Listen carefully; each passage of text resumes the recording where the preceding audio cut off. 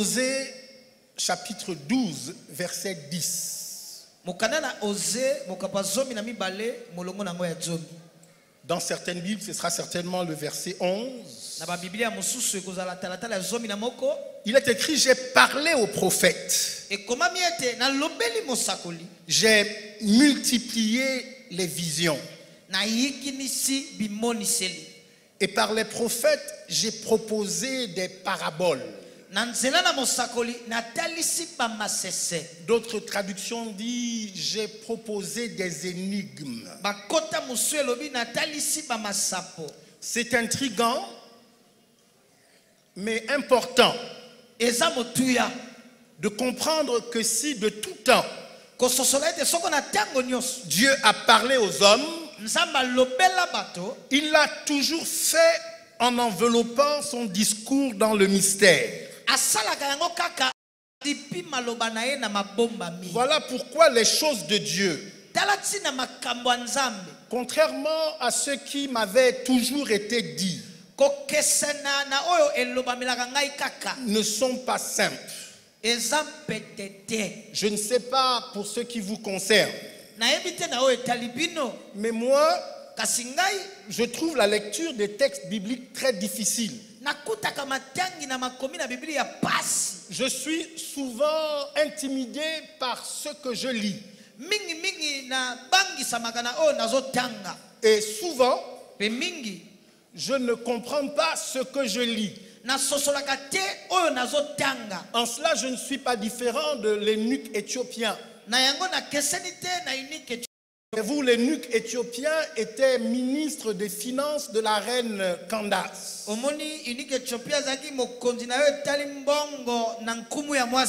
Et la Bible dit qu'il était en train de lire le livre d'Ésaïe. Particulièrement le chapitre 53, qui fait une description assez graphique de ce qu'allait être dans l'avenir la passion du Christ. Quand bien même il était un homme très instruit, parce que vous comprenez que pour servir aux côtés d'une reine, déjà à cette époque, il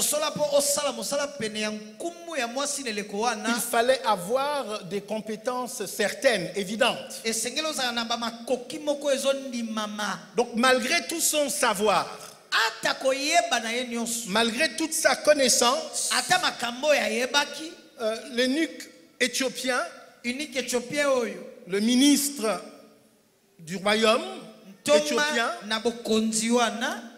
ne comprenait pas ce qu'il disait. C'est à ce moment-là que Dieu va opérer un miracle extraordinaire. Je profite de faire la parenthèse et de permettre à l'Église de comprendre que c'est un miracle du Nouveau Testament. C'est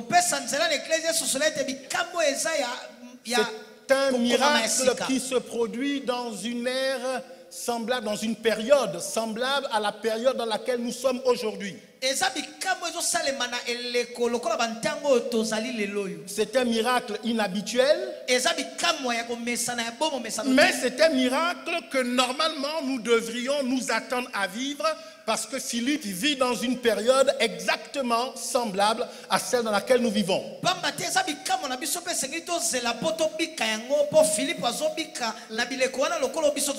La Bible ne dit pas que c'est l'esprit de Philippe qui est parti dans le désert, mais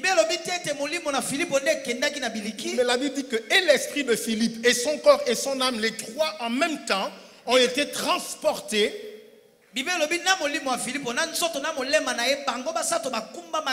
pour répondre aux besoins de l'eunuque éthiopien. Vous savez, je suis profondément contre la religion. Je refuse de vivre un christianisme religieux. Je refuse de vivre un christianisme dépourvu d'action surnaturelle. refuse de vivre un christianisme ordinaire. C'est la raison pour laquelle je n'approche pas le texte de façon littéraire. Parce que je comprends que si on approche le texte de façon littéraire, on vivra un christianisme ordinaire. La seule façon de vivre dans le surnaturel, c'est d'avoir accès à la révélation que Dieu donne. Avoir la révélation des mystères. Avoir un cœur qui accepte ce que Dieu est en train de faire. Je sais que ici en RDC, il y a eu une polémique par rapport au fait de sortir en esprit. Qui sait de quoi je parle? Je pousse un peu. Je voudrais simplement que vous notiez que Philippe a été téléporté. Ça veut dire que ce n'est pas seulement son esprit qui est sorti, mais il est parti avec tout son corps pour répondre à un besoin d'un homme que Dieu voulait visiter. Alors Philippe a posé la question: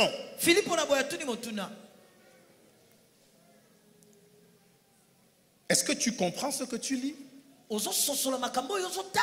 Et l'eunuque éthiopien a donné une réponse intelligente. Il a dit: mais comment le pourrais-je si personne ne me guide?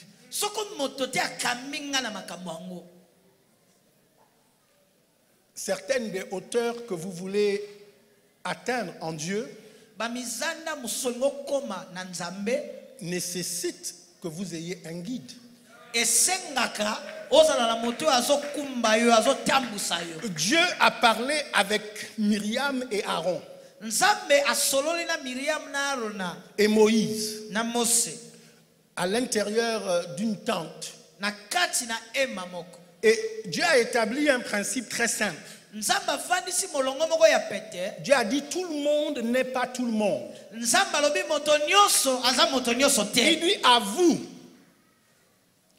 vous, je vous parle par des rêves et des visions. Mais il n'en est pas de même avec mon serviteur Moïse. Parce que avec lui, je parle bouche à bouche. Est-ce qu'on est ensemble? Je suis en train de dire à quelqu'un que entre Dieu et les hommes, Dieu a fait en sorte qu'il y ait toujours un homme. Et beaucoup de gens passent à côté de ce que Dieu veut faire pour eux. Pas parce qu'ils ne regardent pas correctement à Dieu, mais parce qu'ils ne regardent pas correctement à l'homme. La Bible dit au sujet des pharisiens qu'ils ont rendu nuls les desseins de Dieu à leur égard. Pourquoi et comment? Simplement parce que quand Dieu a suscité Jean le Baptiste, ils n'ont pas su voir dans Jean le Baptiste ce que Dieu avait placé en lui. Alors au sujet de ces hommes qui voulaient regarder à Dieu, mais qui ne voulaient pas regarder à Jean le Baptiste, en fait, ce que Dieu a fait tout simplement, c'est qu'il a fermé le livre de leur vie. De sorte que plus personne ne puisse lire la fin de leur histoire.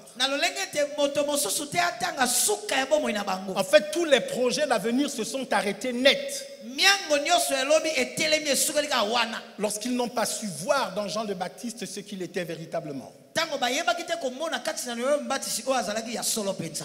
Je disais que Dieu, pour nous parler, Et c'est là la grande difficulté. Dieu, pour nous parler, ne parle jamais clairement.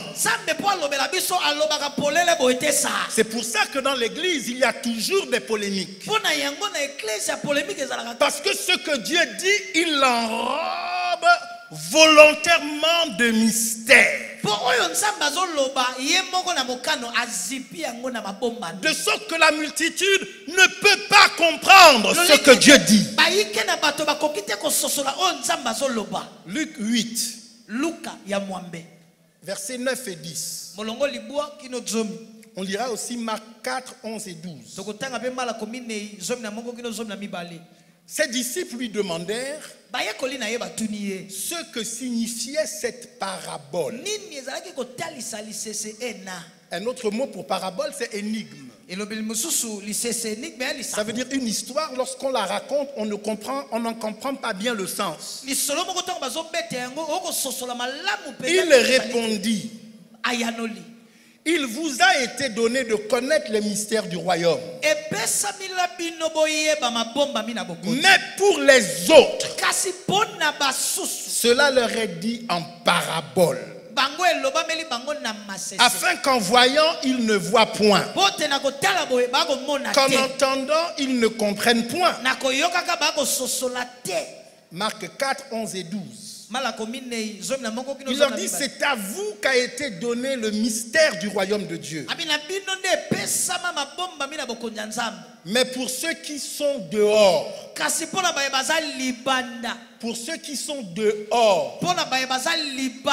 donc il y en a qui sont dedans et il y en a qui sont dehors. Tout se passe en parabole, afin et ne comprennent point, de peur qu'ils ne se convertissent et que leurs péchés ne soient pardonnés. Ces deux textes sont quand même troublants, parce qu'ils disent que la façon dont Dieu parle a pour but d'inclure certains dans son système, et donc par conséquent d'en exclure d'autres. Voilà pourquoi quand Jésus parle, il dit que chacun prenne garde à la façon dont il écoute. Apparemment, dans le contexte de la maison de Dieu, même l'écoute doit devenir un art. Même l'écoute doit devenir une science. On n'écoute pas les choses de Dieu de la même façon qu'on écoute ou qu'on regarde le journal de 20 heures à la télévision. Il y a d'autres dispositions qu'il faut avoir. La deuxième chose qui me trouble, c'est parce qu'il semble que ce texte, en fait les deux textes que nous avons lus, il semble que ces textes contredisent l'idée d'un Dieu juste en amour, en qui il n'y a point de favoritisme. Je sais que ça nous rassure de penser que Dieu nous aime tous de la même façon. Est-ce vrai d'ailleurs? Mais c'est clair que ça nous rassure de penser que Dieu nous aime tous de la même façon. Mais ces textes, en indiquant que Dieu lui-même choisit d'en exclure certains, semble indiquer le contraire. La troisième raison pour laquelle ce texte me trouble, c'est parce que je suis de façon déterminée engagé dans la grande commission. Le fait de faire de toutes les nations des disciples. Et je comprends que la conversion de tous les systèmes d'une nation passe par la conversion de tous les cœurs humains. Passe par la conversion de tous les individus. D'ailleurs, la Bible dit que c'est la volonté de Dieu que tous les hommes soient sauvés et qu'ils parviennent à la connaissance de Dieu. Alors, comment est-il possible que Dieu parle, qu'il parle en parabole et qu'il le fasse volontairement afin que ceux qui écoutent le message ne le comprennent pas, que ne l'ayant pas compris qu'ils ne puissent pas se convertir, que ne s'étant pas convertis qu'ils ne puissent pas être guéris et qu'ils ne puissent pas être pardonnés. Je dis, cette histoire m'a laissé dans l'interrogation. Je pense que les disciples aussi ont été troublés. Et dans Matthieu 13, on va le lire 10 à 15. La Bible dit ceci. Est-ce que quelqu'un peut m'aider à lire? Quelqu'un peut m'aider à lire avec un micro? Matthieu 13. Verset 10 jusqu'à 15.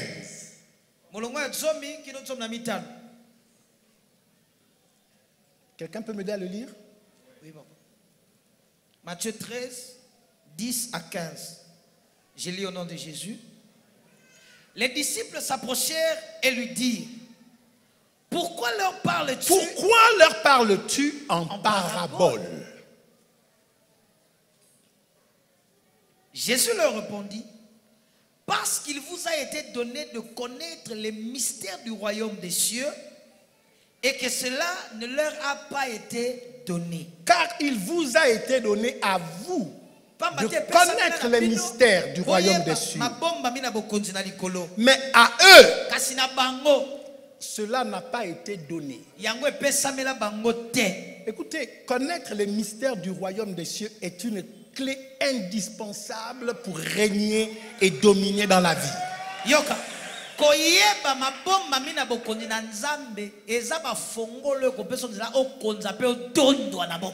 Je vais vous dire la chose autrement. Je crois que c'est Malraux qui a dit que le 21e siècle sera spirituel ou ne sera pas. Je suis convaincu à 100 000% que personne ne peut dominer dans la vie dans ce siècle-ci s'il n'est pas spirituel.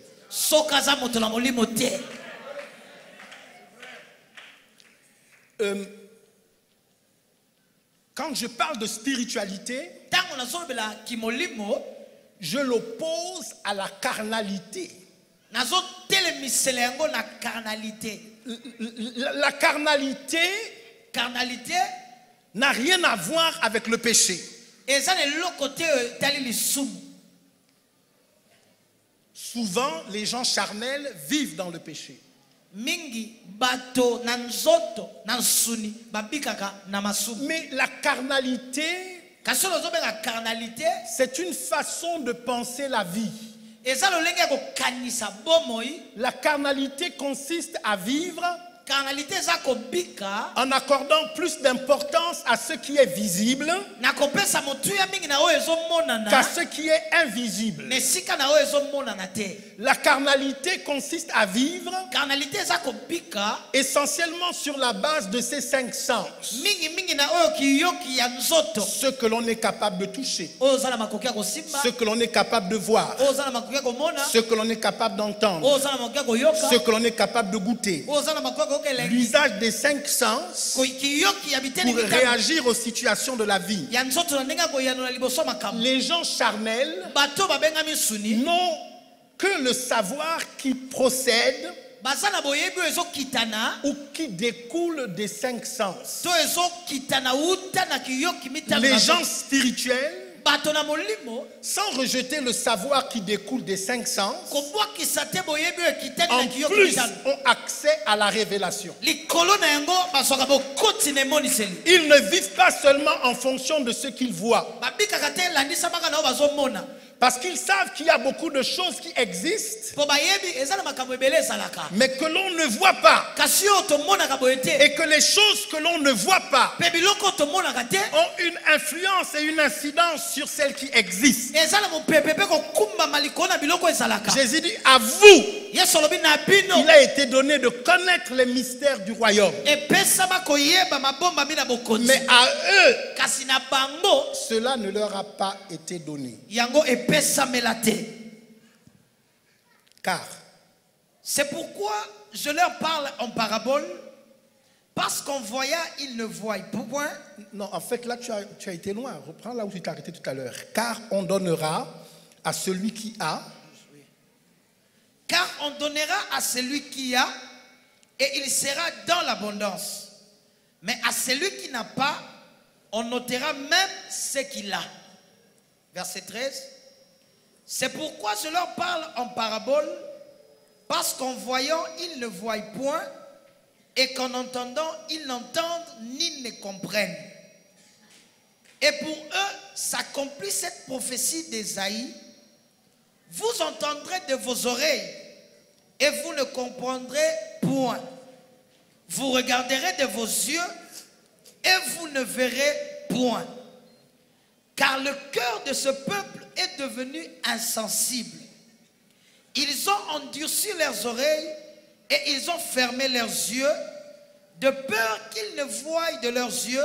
Car le cœur de ce peuple est devenu insensible. C'est là ma délivrance. Parce que j'ai compris qu'en réalité, ce n'est pas Dieu qui fait la sélection entre ceux qui reçoivent les mystères du royaume et ceux qui en sont exclus. J'ai compris qu'en réalité, c'est un problème de cœur. Oui, je comprends pourquoi la Bible dit garde ton cœur plus que toute autre chose.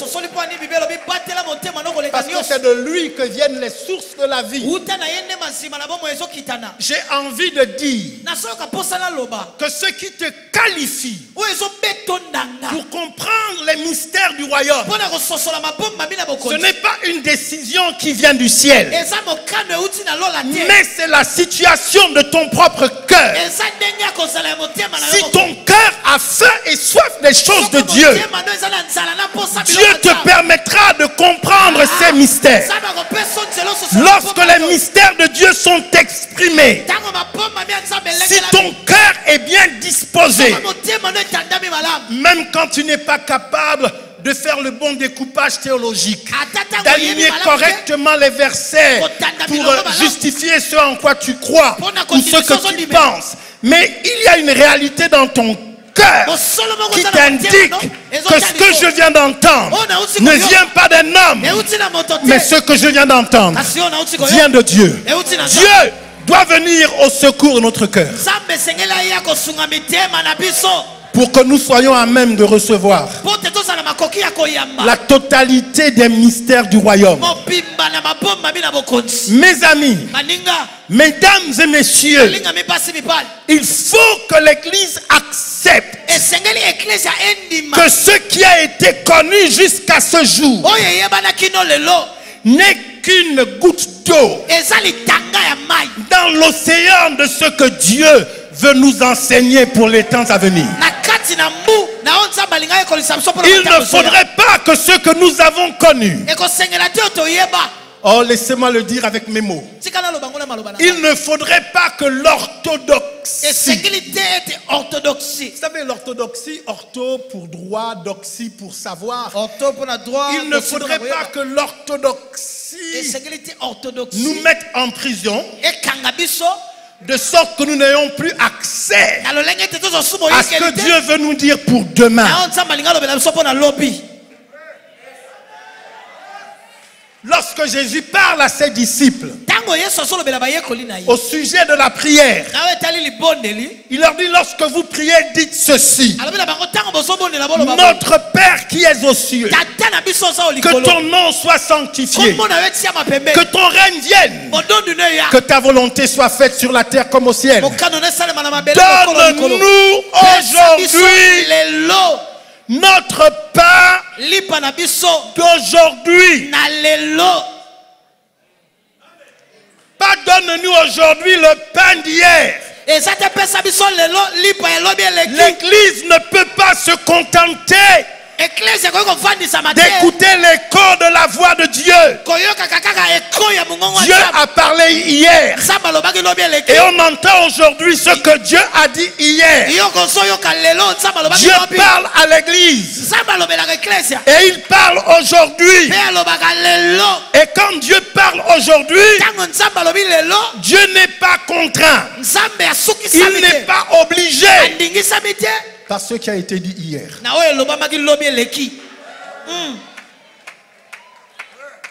Parce que Dieu est Dieu. Voyez-vous, les enfants d'Israël, lorsqu'ils étaient dans le désert, chaque jour Dieu faisait descendre la manne du ciel pour les nourrir. Chaque jour, la manne de la veille était un poison pour aujourd'hui. Il y a des conquêtes que nous n'allons pas avoir tant que nous ne prenons pas quelques distances avec ce qui nous a été enseigné il y a quelques décennies. Non, je dois vous dire la vérité. Il y a des vérités éternelles. Mais sauf que toutes les vérités ne sont pas éternelles. Il y a des vérités circonstancielles. Il y a des vérités temporaires. Il y a des vérités géographiques. Lorsque les enfants d'Israël étaient dans le désert, Dieu leur donnait à manger la manne. Et il leur donnait à manger les cailles. La manne n'était pas une nourriture qui venait des hommes. Manger la manne, c'était manger un repas surnaturel. Parce que ça descendait du ciel. C'était le repas venant du ciel que les enfants d'Israël mangeaient dans le désert. Sauf que, quand bien même c'est Dieu qui donnait la manne, à un moment donné, les enfants d'Israël en ont eu marre de manger la manne. Il y a des messages qui ont été prêchés il y a 20 ans. Et il y a 20 ans, ils m'ont béni. Sauf qu'aujourd'hui, ça me fatigue d'entendre ces mêmes messages. Je veux entendre autre chose. Je ne conteste pas que c'est Dieu qui avait parlé en ce temps-là. Mais je dis aujourd'hui, Dieu dit autre chose.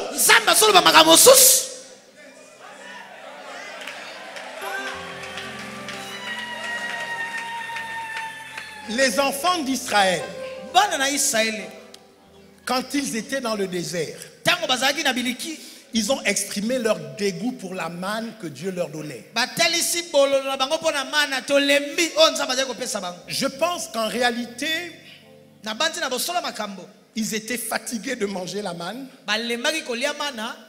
Parce que la manne, c'est la nourriture qu'on donne à ceux qui sont dans le désert. Jamais Dieu n'a donné la manne aux hommes libres. La manne, c'est la nourriture du désert. Ceux qui aspiraient véritablement à entrer dans la terre promise ne pouvaient pas s'intéresser à la manne. Parce que eux, ils voulaient manger le lait et le miel que Dieu avait promis à leur père.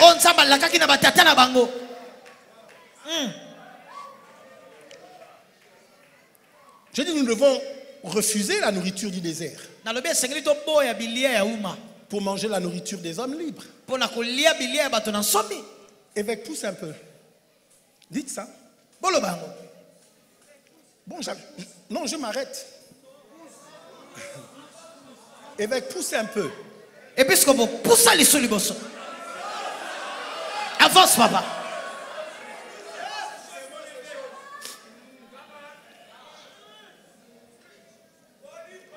Lorsque Dieu a créé le monde,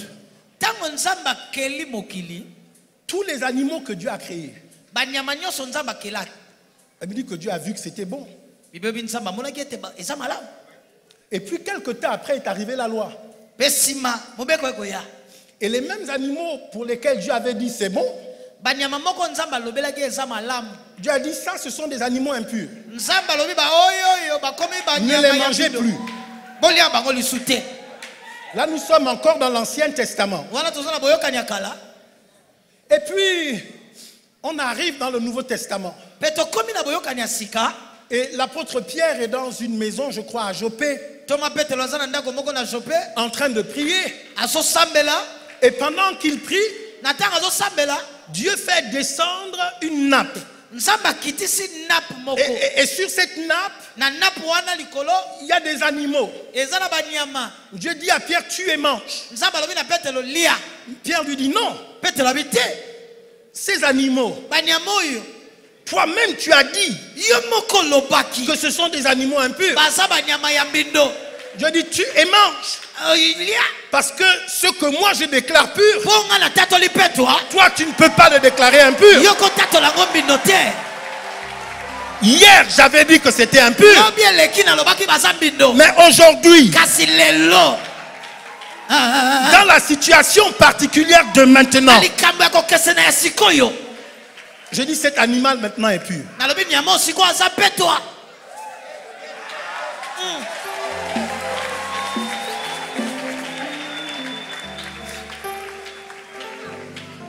C'est pour cela que je vous avoue, peuple de Dieu, que je vis avec une crainte profonde dans mon esprit. Ma crainte, c'est de vivre et de passer totalement à côté du plan de Dieu, parce que je n'aurais pas été capable de comprendre les mystères, c'est-à-dire de comprendre les vérités qui sont voilées, parce que je n'aurais pas été capable de comprendre, parce que emprisonné dans mes souvenirs, emprisonné dans mes préjugés, il y a eu un conflit très fort entre Paul et Pierre. Pierre était l'apôtre de toutes les nations, y compris de la nation juive, y compris des nations païennes. C'est à Pierre que Jésus avait dit, tu es Pierre, et sur cette pierre je bâtirai mon église. Mais sauf que chemin faisant, malgré cette vision, Pierre a continué à tenir un discours judaïsant, à considérer que le passage vers le christianisme, le passage obligé, c'était le judaïsme. Pierre a continué malgré l'épisode dans la maison de Corneille a refusé le baptême aux païens. Voilà comment Paul a été commissionné vers les païens. Le ministère de Pierre a été divisé. Il a dit tu resteras avec les Juifs. Et il a envoyé Paul à Rome pour que l'évangile puisse aller jusqu'aux extrémités de la terre.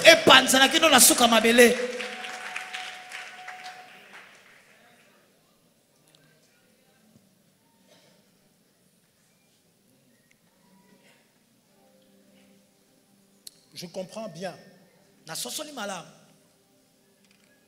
que le problème, lorsque nous écoutons, c'est pas Dieu. Le problème, c'est toi et ton cœur. Ton cœur doit être tendre pour comprendre les mystères de Dieu. Ton cœur doit être rempli d'amour et de douceur pour comprendre ce que Dieu dit. Lorsque j'étais à l'école biblique aux États-Unis, mon professeur d'herméneutique, l'herméneutique, c'est la science qui nous permet d'interpréter correctement les Saintes Écritures. Mon prof disait que pour bien comprendre ce que Dieu dit, il faut tout regarder sous la lunette de l'amour.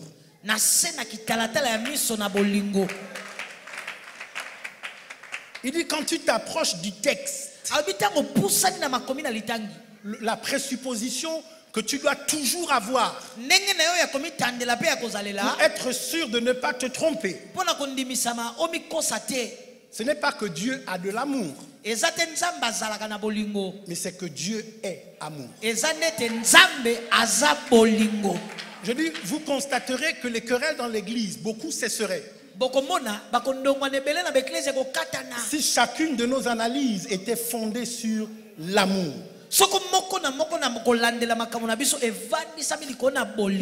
Que Dieu vienne à notre secours. Est-ce que je peux prêcher maintenant? Vous me permettez de vous parler maintenant? Je dis la plupart d'entre nous ne nous connaissons pas. Alors je fais l'effort d'aller doucement dans les choses que je vous dis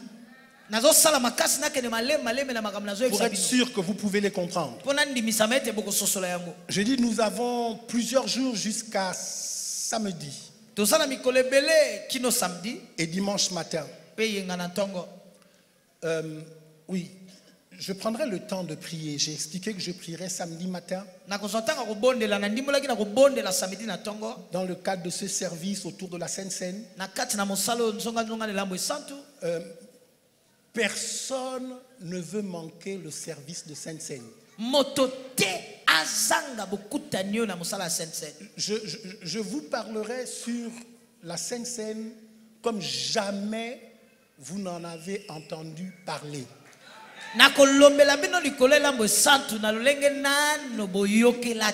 L'apôtre Paul dit ceci.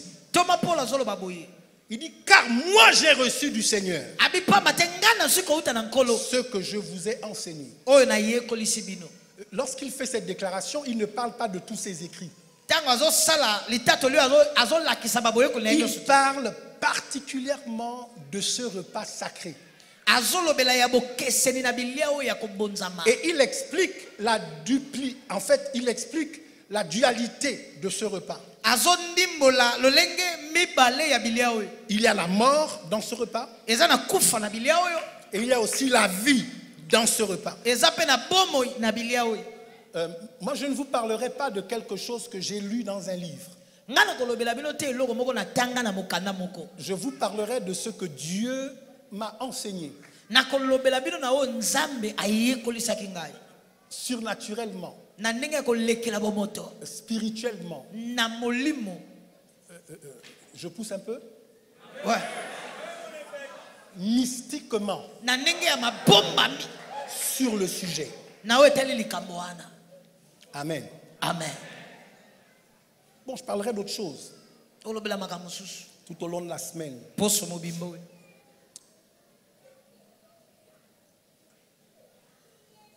J'aimerais ce soir vous parler d'un grand homme.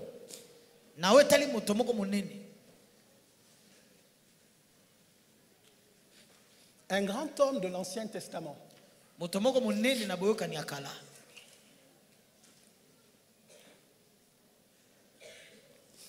Quelqu'un que je considère comme un héros. C'est vrai que personne dans nos églises depuis des générations, personne n'a fait le choix de donner son nom à un de ses enfants. Mais c'est un grand homme. Je voudrais vous parler d'Ésaü.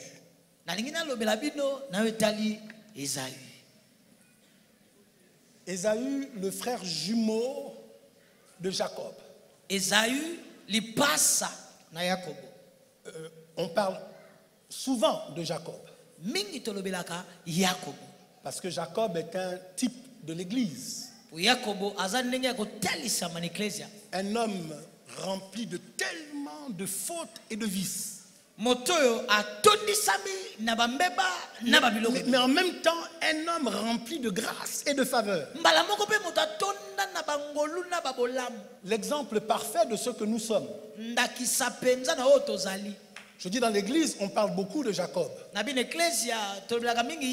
Mais moi, je voudrais parler d'Ésaü. Nous lirons le chapitre 33. Les versets 8, 9, 10 et 11.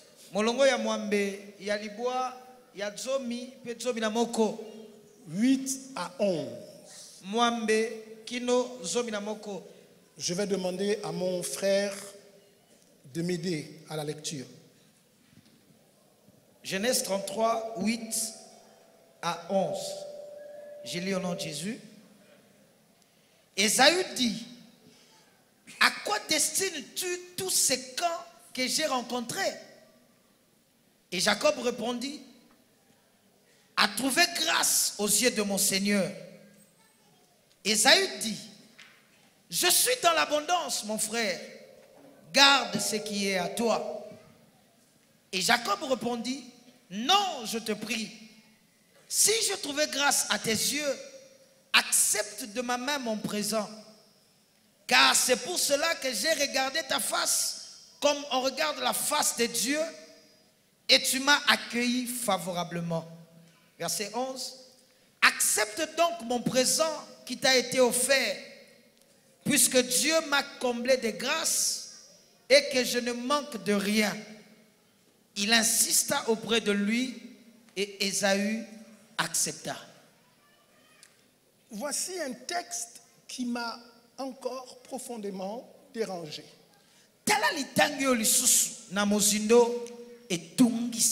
Parce que ce texte est venu briser beaucoup de mes certitudes.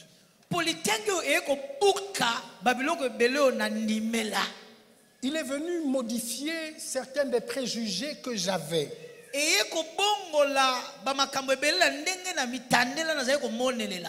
Pour bien comprendre cet épisode de la vie d'Ésaü, il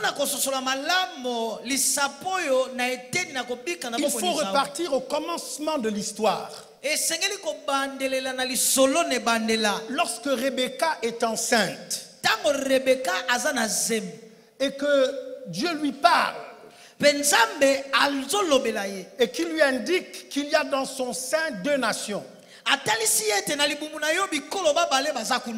Et Dieu fait une déclaration scandaleuse.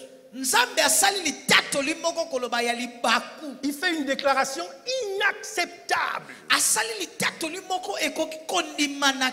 Les enfants ne sont pas encore nés. Ils n'ont encore rien fait. Je dis j'ai aimé Jacob. Et il dit j'ai haï Ésaü. J'ai essayé de tourner ce verset dans tous les sens pour essayer de trouver une explication. Comment Dieu peut-il haïr quelqu'un qui n'a encore rien fait?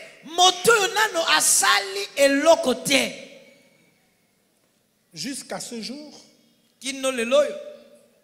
je n'ai toujours aucune réponse à cette question. Mais c'est pour cela que j'ai voulu étudier la vie d'Ésaü. Le deuxième fait marquant de la vie d'Ésaü,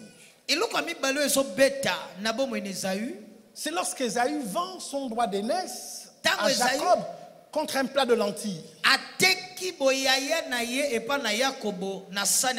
L'expression visible de sa carnalité.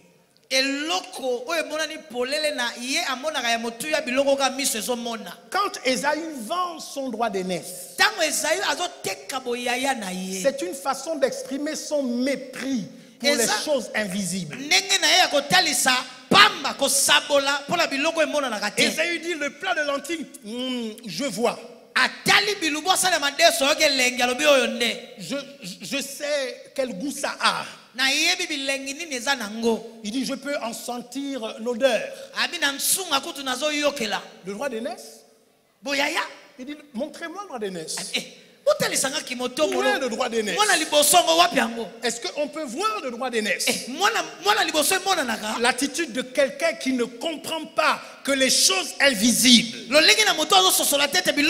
ont plus de valeur que les choses visibles. C'est un peu comme dans nos églises, révérends. Tout à l'heure, j'étais choqué. J'étais assis ici. Tous les gens qui sont venus devant pour se repentir par rapport à l'infidélité dans les dîmes. Que je vous dise la vérité, c'est l'expression de la carnalité. Vous n'êtes pas différent d'Ésaü. En réalité, qu'est-ce que vous dites? L'argent de la dîme? Oui, je vois, c'est dans mes mains. Parce que la dîme, ce n'est pas payé sur une promesse. La dîme, vous payez sur ce que vous avez perçu. Donc la dîme, tu peux voir. Maintenant, ce que la prophétie dit, c'est mettez-moi de la sorte à l'épreuve et vous verrez. C'est ça le problème des chrétiens. Parce qu'on leur demande de choisir entre ce qu'ils voient maintenant et ce qu'ils doivent voir dans leur esprit. La carnalité consiste à dire je préfère ce que je vois avec mes yeux charnels au détriment de et vous verrez. Je ne sais pas si vous me suivez.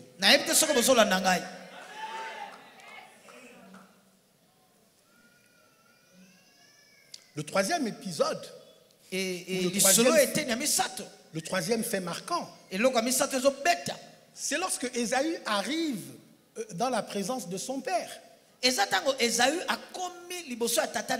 Bon, il y a beaucoup de choses à dire. Mais quand il arrive, c'est trop tard. Parce que la bénédiction a déjà été donnée à Jacob. Ésaü pleure. Et il dit, mais papa, est-ce que tu n'as pas une autre parole de bénédiction pour moi? Et là, son père dit quelque chose de fort. Il dit tu vivras de ton épée. Il dit tu seras asservi à ton frère. Mais en errant librement ça et là.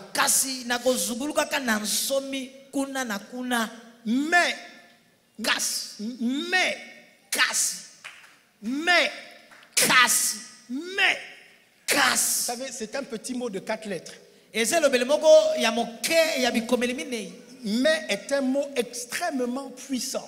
Parce que dans ce mot de 4 lettres, il y a une puissance d'annulation.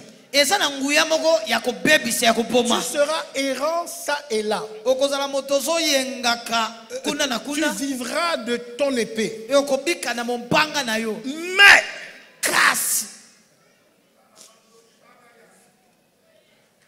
tu briseras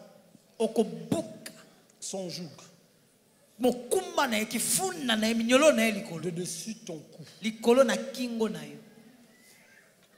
Ce que ça veut dire, c'est que malgré tout ce que j'ai dit, malgré tout ce que ton père a dit, je te laisse maître de ton destin.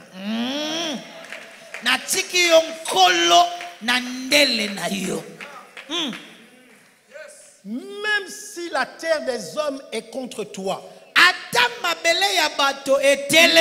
si les cieux se sont dressés contre toi, j'ai dit à Ésaü, je te laisse maître de ton destin. Écoutez, dans l'Ancien Testament, lorsque le prophète prophétisait, le prophète devait faire très attention à ce qu'il disait. Parce que si quand le prophète avait prophétisé, les choses qu'il avait dites ne trouvaient pas leur accomplissement, il était labellisé faux prophète, il était considéré faux prophète, et la conséquence c'est qu'il pouvait mourir. On pouvait le tuer en tant que faux prophète. Mais dans le Nouveau Testament, Jésus nous indique l'esprit de la prophétie. On ne doit pas mépriser la prophétie. Lorsqu'une prophétie est donnée, elle doit être écoutée attentivement. Sauf que la responsabilité n'est plus sur celui qui prophétise.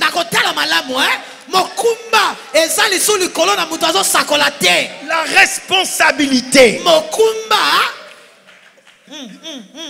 l'autorité, elle n'est plus sur celui qui prophétise.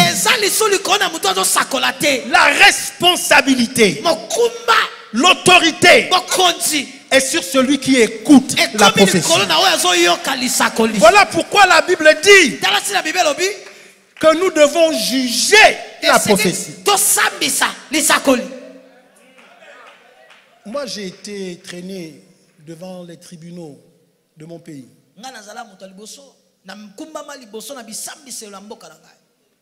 La partie prosécutrice,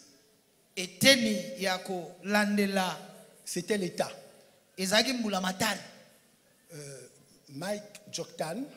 Mike Joktan contre l'État gabonais. Donc je sais c'est quoi se retrouver face à un juge. Quand vous êtes face au juge, quelle que soit votre taille,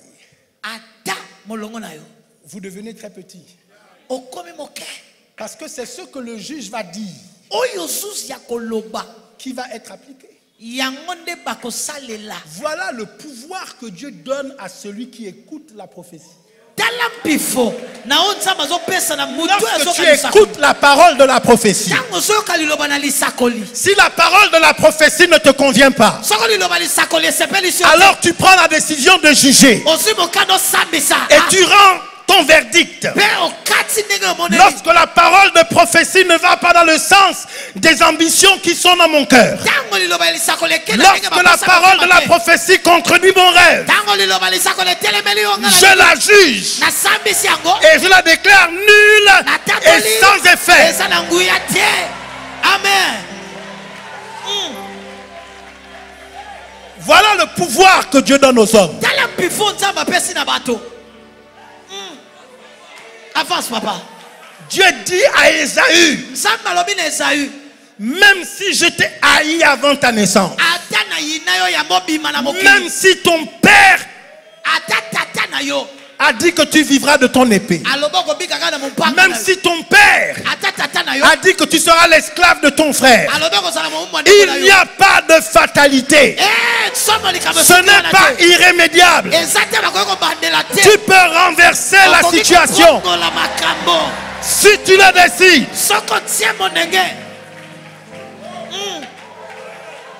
Alléluia.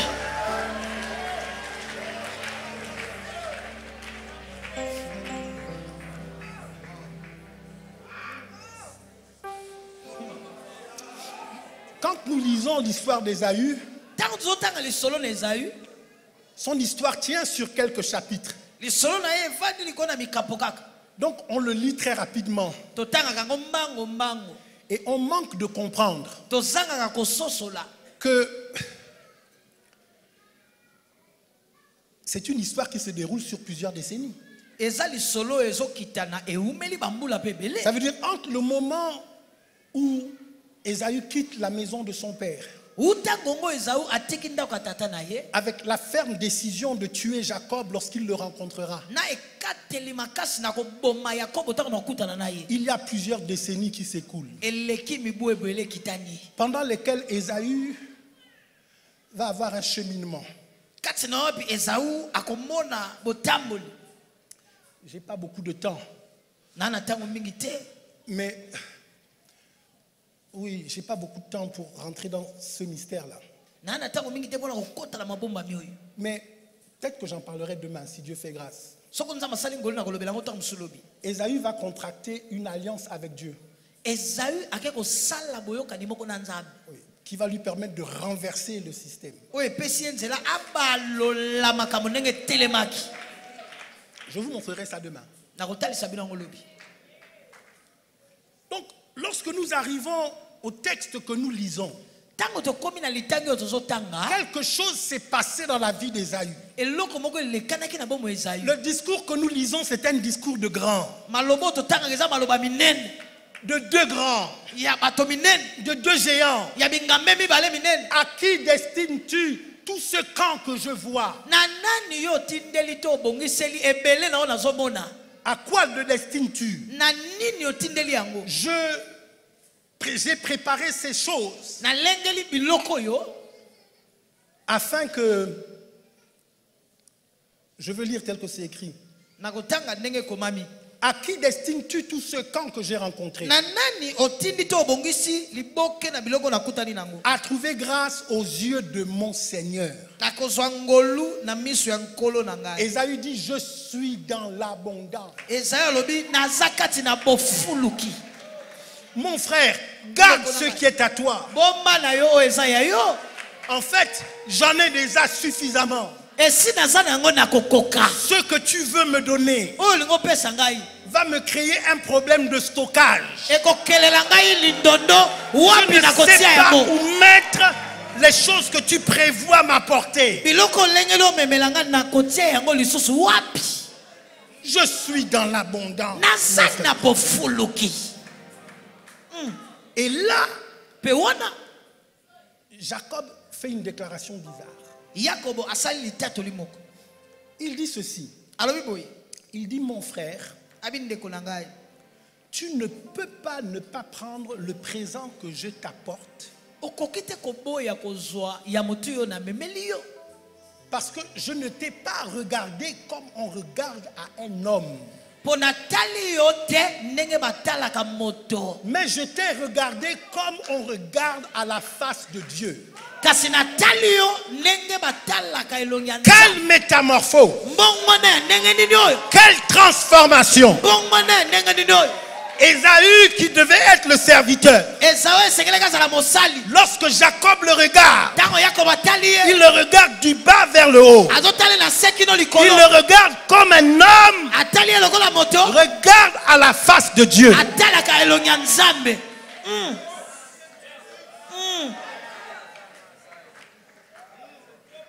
Écoutez, Moïse a vu Dieu faire des choses extraordinaires de son vivant. Toute la vie de Moïse est une succession de miracles. Sa naissance elle-même est un miracle. Sa préservation au moment de sa naissance est un miracle. Sa vie dans la maison de Pharaon est un miracle. Sa fuite pour aller se réfugier à Madian est un miracle. La mission qui lui est confiée au travers du buisson qui brûle sans jamais se consumer, c'est un miracle. Les 10 plaies qui se manifestent en Égypte, ce sont des miracles. La traversée de la mer Rouge, c'est un miracle. La vie de Moïse, miracle sur miracle. Après avoir expérimenté tous ces miracles, Moïse dit à Dieu, je veux voir ta gloire. Ça veut dire tout ce que j'ai vu ne me suffit pas. Je veux te voir face à face. C'est à ce moment-là que Dieu répond à Moïse. Et voici ce que Dieu dit à Moïse. Il lui dit, Exode 33, verset 20. Tu ne pourras pas voir ma face, car l'homme ne peut me voir et vivre.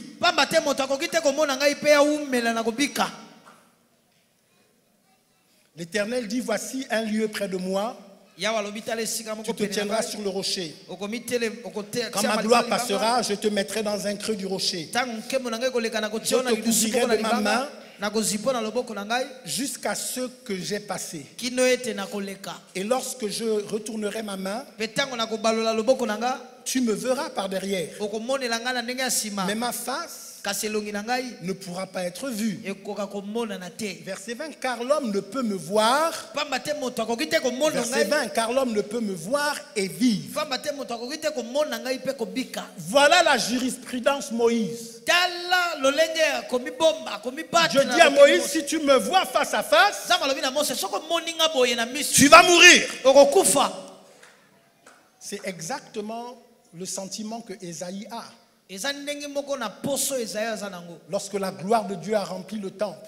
Je crois que c'est dans Ésaïe 6. La Bible dit que Ésaïe va s'écrier, malheur à moi, je suis un homme mort. Car je suis un homme pécheur. Je vis au milieu d'un peuple dont les lèvres sont chargées de péché. Mais mes yeux ont vu le Seigneur. Impossible de voir Dieu et de vivre.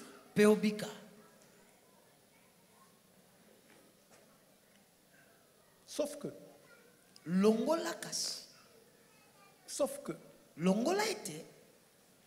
Gédéon et Manoach ont cassé cette jurisprudence.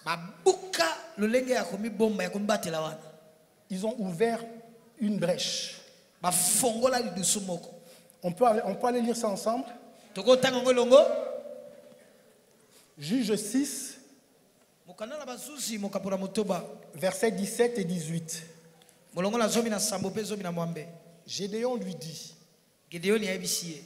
si j'ai trouvé grâce à tes yeux, donne-moi un signe pour montrer que c'est toi qui me parles. Ne t'éloigne point d'ici jusqu'à ce que je revienne auprès de toi, que j'apporte mon offrande et que je la dépose devant toi. Et l'Éternel dit, je resterai jusqu'à ce que tu reviennes. Verset 22.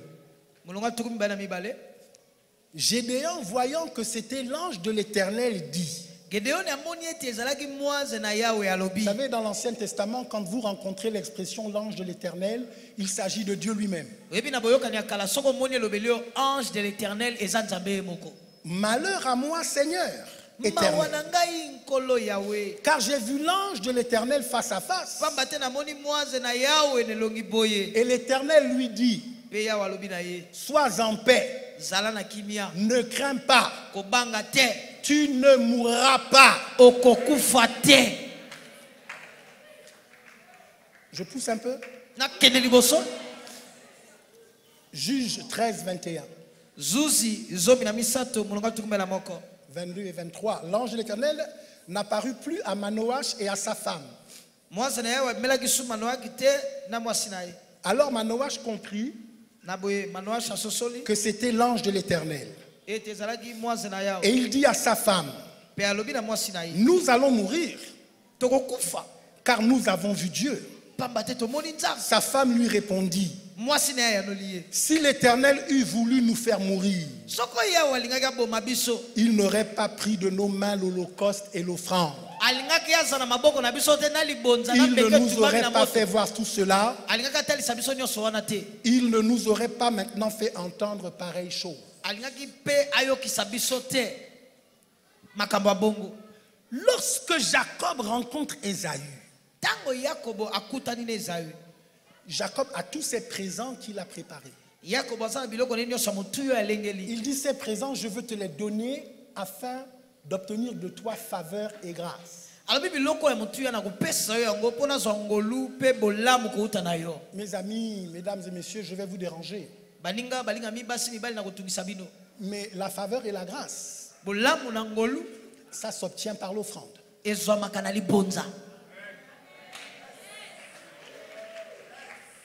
Non, je pensais que quelqu'un vient de manquer l'occasion d'acclamer Dieu.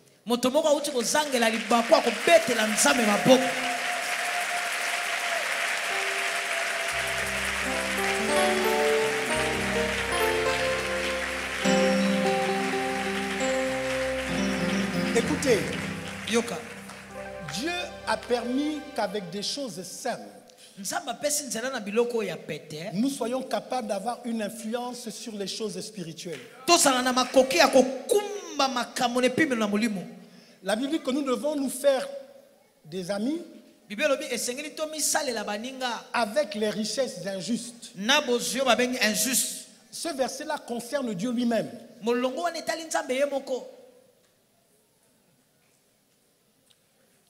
J'ai dit à mes fidèles à Libreville, si tu travailles dans une entreprise et que tu sens que ton chef t'en veut et tu as l'impression que c'est sans raison,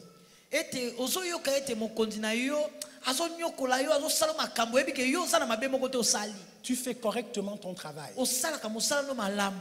Mais bizarrement, tu sens une animosité. Tu sens une hostilité. Ne viens pas me voir pour me demander de prier pour ton chef. Fais une offrande à ton chef. Offre un cadeau de valeur. Son cœur ne peut pas ne pas s'ouvrir. Je crois que je dérange quelqu'un là. Mais la Bible dit qu'un présent est un piège. Même pour le cœur de l'homme droit.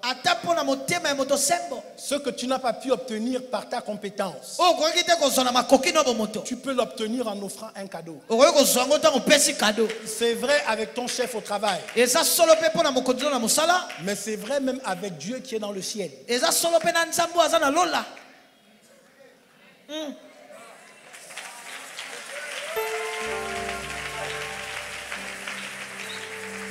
Lorsque Jacob vient devant Ésaü, il vient avec des présents. Ésaü ne veut pas recevoir ses présents parce que Ésaü est déjà très riche. Mais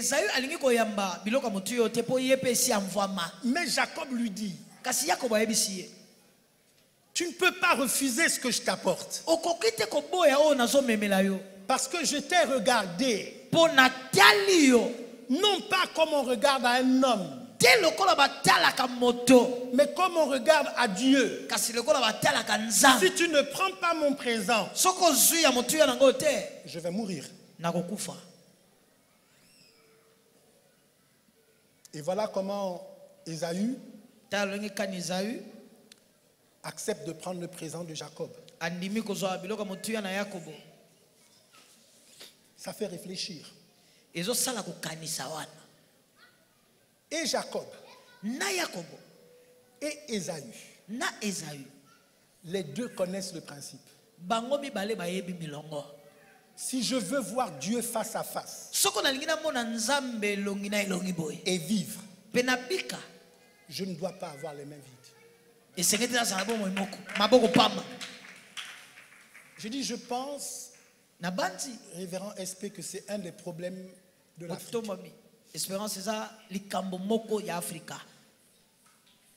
Nous voulons que Dieu nous bénisse.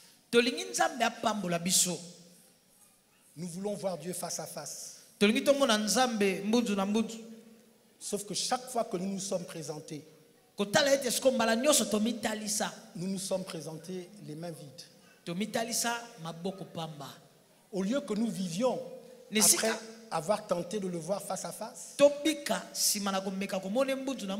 au lieu que nous vivons, c'est le contraire qui s'est produit. Nous sommes morts. Je dis, la plupart d'entre nous, nous ne voyons pas Dieu face à face. Nous le voyons de dos. C'est pour ça qu'en Afrique, nous sommes spécialisés pour raconter les histoires de ce que Dieu a fait ailleurs. Parce que le dos parle de ce qui est passé. Mais face à face, ça parle de ce qui va arriver. Je termine en vous disant ceci. En 1996, j'avais 24 ans. Je me suis retiré pour faire un jeûne de 21 jours à l'eau. Et pendant que j'étais dans mon jeûne, je pense que j'étais autour du 14e jour. C'était en juin 1996.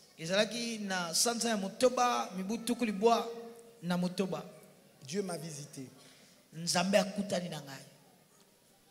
Et Dieu m'a dit plusieurs choses. Mais parmi les choses qu'il m'a dites, c'est qu'il me donnait le mandat de casser l'esprit de pauvreté parmi l'église des enfants de Couche. Couche, c'est Éthiopie. Couche, c'est Éthiopie. Donc quand Dieu parle des enfants de Couche, en fait, c'est à nous qu'il fait allusion. Et Dieu m'a dit qu'il faut casser l'esprit de pauvreté dans l'église africaine.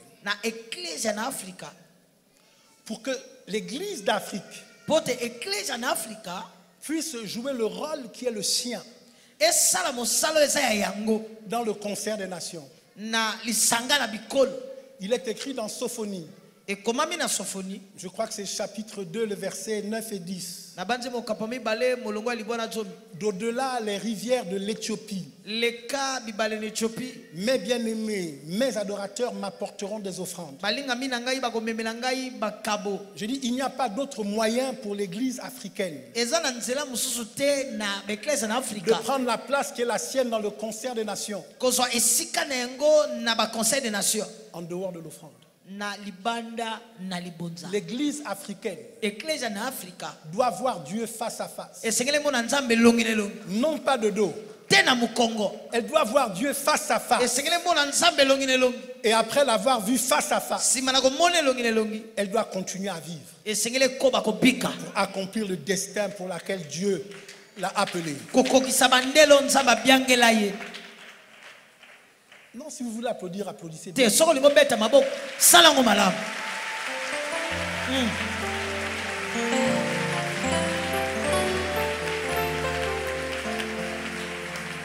Dans le cours de notre conférence de transformation, un soir, je prélèverai une offrande. Pas une offrande qui vient pour répondre à un besoin. Les offrandes qu'on fait pour répondre à des besoins, le mot le plus juste qu'on pourrait utiliser, c'est cotisation. Je ne veux pas prélever une cotisation, mais prélever une offrande. C'est-à-dire que quand tu apportes ton offrande, c'est que tu te mets dans la position de celui qui est dans le besoin. Donc je vais vous appeler à faire une offrande. Pas parce que vous voulez aider l'église, mais parce que vous voulez vous aider vous-même. Parce qu'il faut que les verrous de fer soient cassés. Parce qu'il faut que les limites soient repoussées. Parce qu'il faut que tu sois déporté. Il faut que tu sois transporté. Il faut que tu sois arraché à la misère, arraché à la pauvreté, et que tu sois positionné dans les hauteurs. Que Dieu te mette au milieu des aigles. Que Dieu te mette au milieu des champions.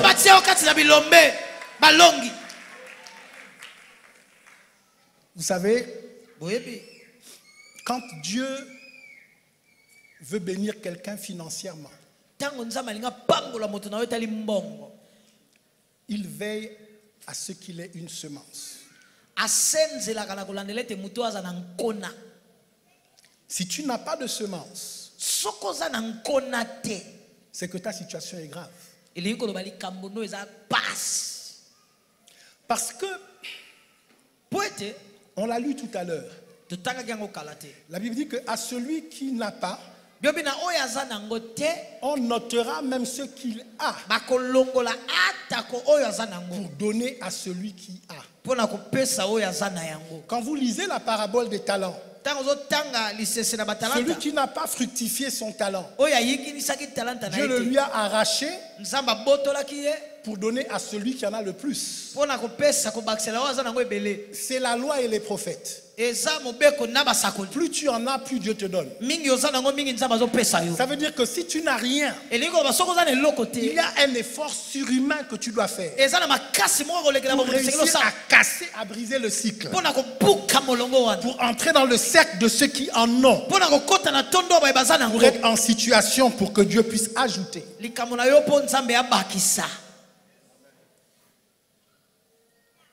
Ceux qui me connaissent bien savent que je n'ai pas beaucoup de grâce. Je n'ai jamais prié pour un fou et que le fou a retrouvé la sanité. J'ai jamais expérimenté ça dans mon ministère. Je reconnais que je n'ai pas toutes les grâces. Mais il y a au moins une grâce que je sais que Dieu m'a donnée. J'ai prié pour des milliers de gens. qui croupissaient dans la misère la plus profonde. Et j'ai vu Dieu parfois en l'espace de quelques jours, parfois en l'espace de quelques semaines, les sortir de la misère. Il y a tellement de gens dans mon ministère qui sont venus en short, qui sont venus en parfait indigent, qui aujourd'hui ont acheté leur première voiture, ont construit leur première maison, ont épousé une femme. Je dis, c'est cela la grâce que Dieu m'a donnée.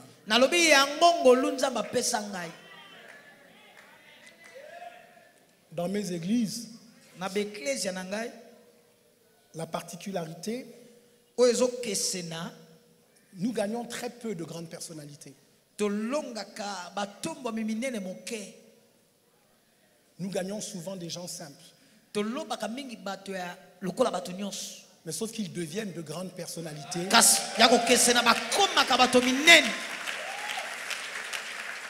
Je ne sais pas combien de ministres j'ai eu dans mon église. Combien de chefs d'état-major de toutes les armées.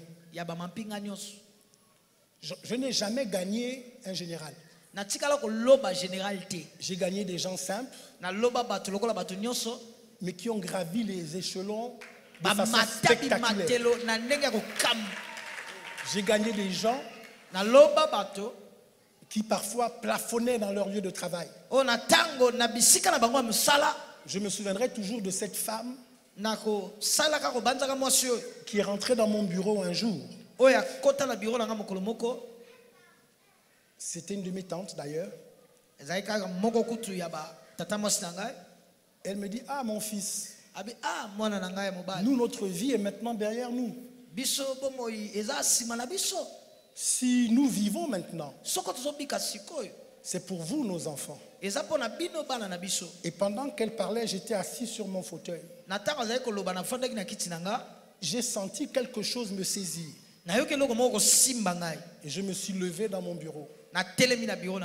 Et je lui ai dit que ta vie ne fait que commencer. Et le meilleur pour toi est à venir. Ça faisait 10 ans qu'elle était au garage. Que plus personne ne mentionnait son nom.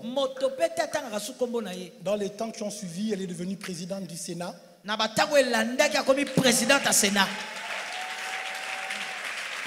Et ensuite présidente de la République.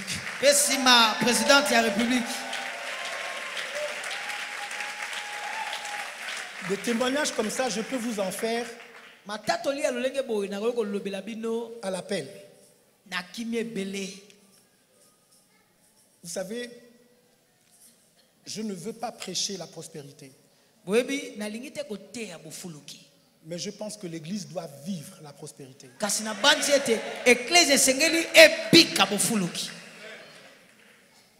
Dans le cours de nos rencontres, je travaillerai prophétiquement selon les injonctions, les instructions que Dieu m'aura données. J'ai parlé au révérend Espérance, je lui ai demandé l'autorisation de travailler librement parmi vous.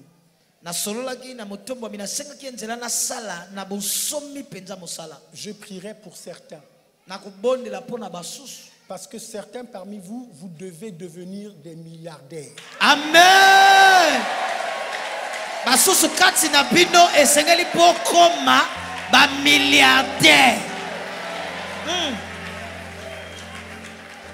Une femme est rentrée dans mon bureau il y a à peu près 2 ans. Elle est venue pour faire une offrande. Et régulièrement, elle faisait des offrandes. $300,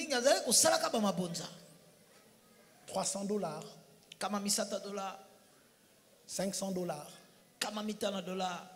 $2000. Bon, chez nous, on parle en CFA, mais je traduis pour que vous compreniez. Je convertis pour que vous compreniez. Et donc, ce jour, elle est venue dans mon bureau Et elle emmenait un chèque de $2000. C'est une intercesseuse. C'est surprenant, non? Parce que dans les églises du monde entier, en général, les intercesseurs ne prospèrent pas. Vous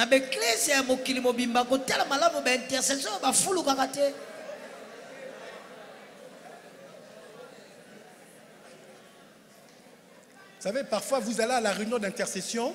La réunion est extrêmement puissante. Pendant la prière d'intercession, les gens voyagent. Maintenant, je descends, je suis dans les rues de New York.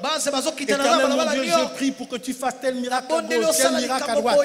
Et puis, quand la réunion d'intercession finit, on dit, pasteur, est-ce que tu peux m'aider avec le taxi là? Il faut que je retourne à ma maison.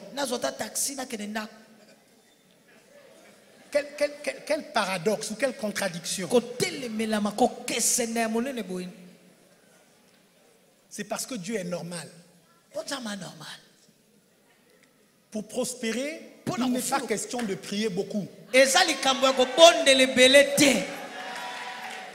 C'est important de prier beaucoup. Sauf que pour prospérer, ça passe par le donner. Ça passe par le sacrifice. Ça passe par l'offrande. Ne pense pas que tes prières vont remplacer ton offrande. Mais cette femme est une intercesseuse. Et donc, elle est venue m'apporter un chèque pour l'église de $2000. Et j'ai pris le chèque. Je m'apprêtais à le transmettre au comptable.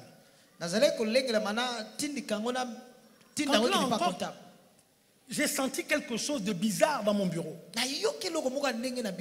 Et j'ai rappelé la dame. J'ai dit, reviens ici. Et je lui ai dit, merci pour ton chèque de $2000. Mais Dieu dit qu'il en a marre de tes offrandes de $2000. Je dis, à partir de maintenant, tu dois rajouter un zéro à la fin de ton chèque. Il y a quelque temps, cette femme s'est levée pour faire une offrande de $150 000.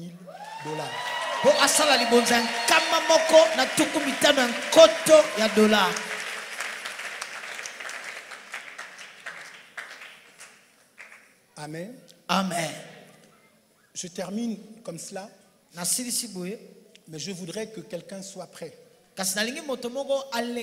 On ne vient pas à l'église sans s'attendre à quelque chose. La grâce de Dieu qui est dans ma vie va rencontrer les désirs de ton cœur. Mais il faut que tu sois capable de désirer quelque chose. Quelqu'un doit accepter de casser les limitations dans lesquelles il est pour entrer dans ce que Dieu veut faire avec lui. Alléluia. Amen. Que Dieu vous bénisse. Amen. Cet hôtel sera rempli de la puissance de Dieu. Ça te touche. Et ta citation change. Ça c'est la maison de Dieu. Ça c'est la porte de Dieu. Ce lieu est redoutable. Ici les anges montent et descendent.